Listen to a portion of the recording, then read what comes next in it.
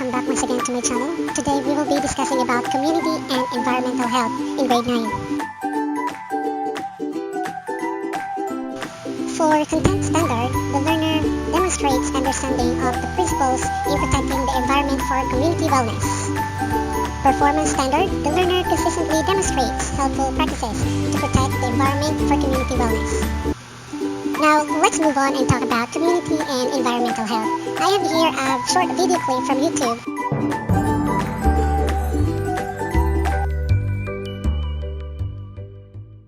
From about 2 million years ago until 13,000 years ago, there were several human species inhabiting the Earth. In fact, 100,000 years ago, there were at least 6 different human species. Today, there's just Homo sapiens. In this video, we're going to look at some of the key moments in our population growth and what the future looks like. Our species, Homo sapiens, first evolved about 200,000 years ago in East Africa and slowly started outcompeting our human cousins. And about 13,000 years ago, our final cousins were extinct. During the past 200,000 years, we've grown from one person to the 7.5 billion today. What has that population growth been like? There have been 3 key revolutions. The cognitive revolution about 70,000 years ago, the agricultural revolution 12,000 years ago, and the scientific revolution of the past 500 years. All have been key players in global population. Homo sapiens population started the boom about 70,000 years ago, driving the other human species to extinction.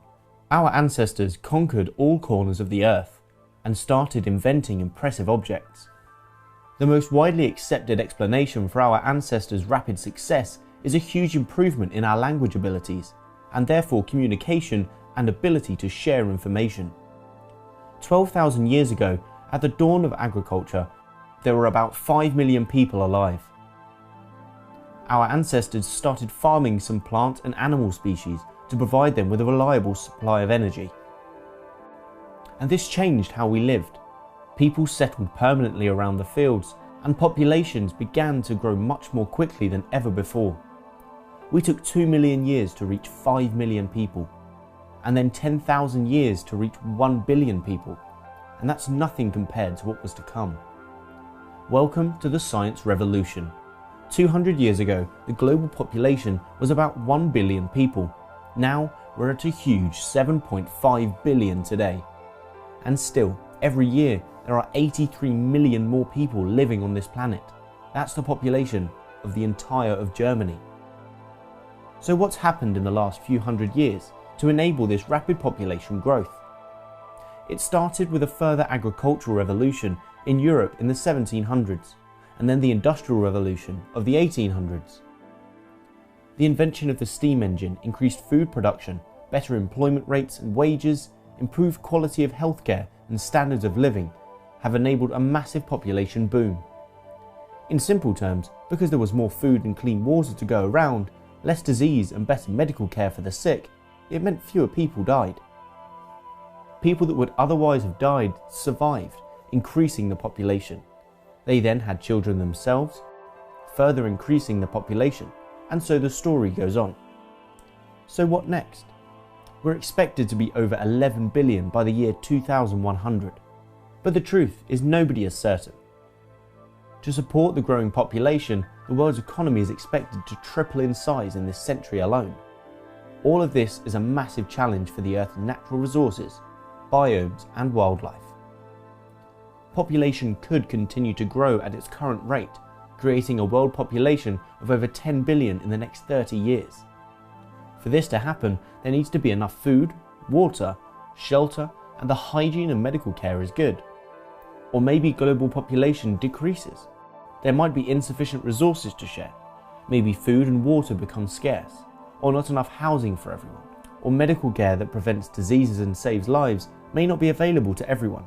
Maybe our irresponsible use of antibiotics today could result in a global epidemic in the near future.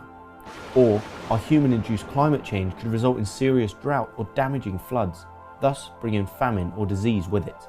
So this all sounds rather scary, considering 2050 will probably be in most of your lifetimes. Before you start panicking and stockpiling food and medicines like you're in a zombie movie, remember, even the experts aren't sure.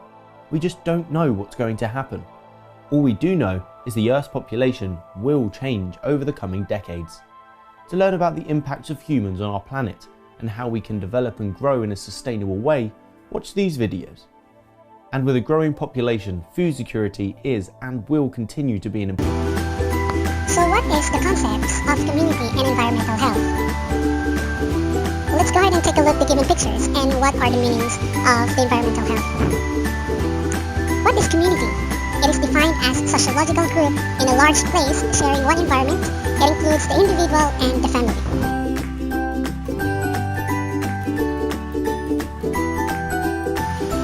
Community health is the art and science of maintaining, protecting, and improving the health of all members of the community through organized and sustained community efforts.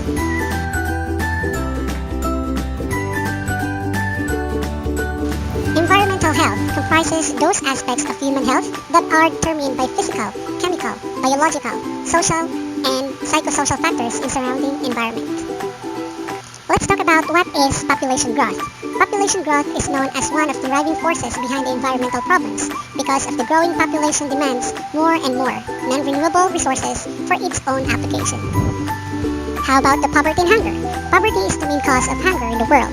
This is true in rich and poor countries alike. It is true no matter whether people live urban or rural areas. Most people who are hungry are living into extreme poverty, defined as income of $1.9 per day or less. What is global warming?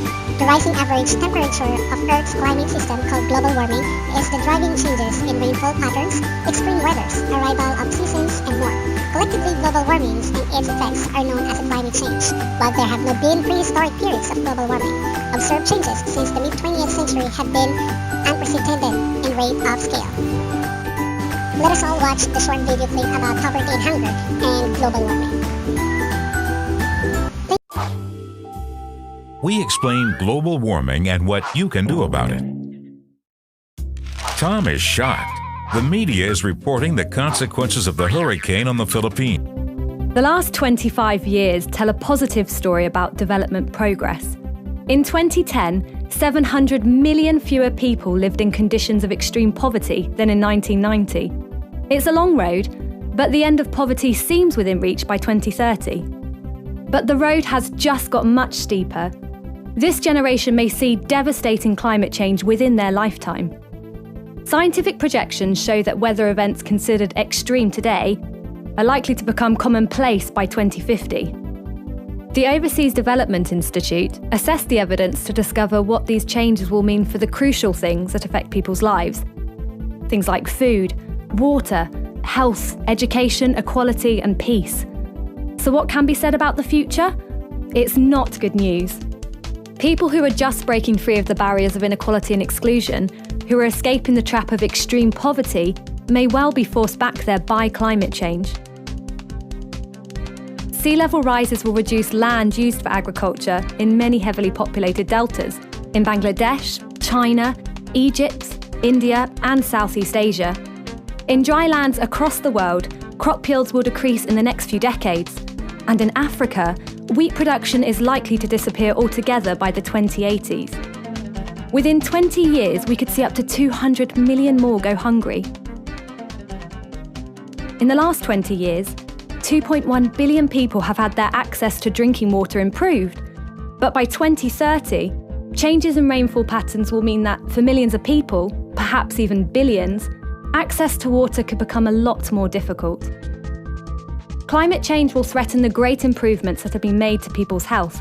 As just one example, an extra 2.5 billion people could be at risk of dengue fever in the next 50 years. As well as affecting people's access to food, water, and health, there are other ways in which climate change will affect people's lives.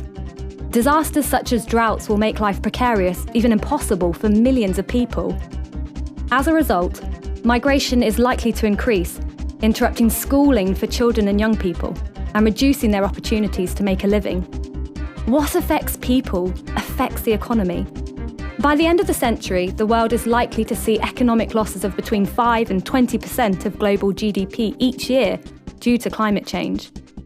If we want to eliminate poverty and leave no one behind, we need to get serious about climate change.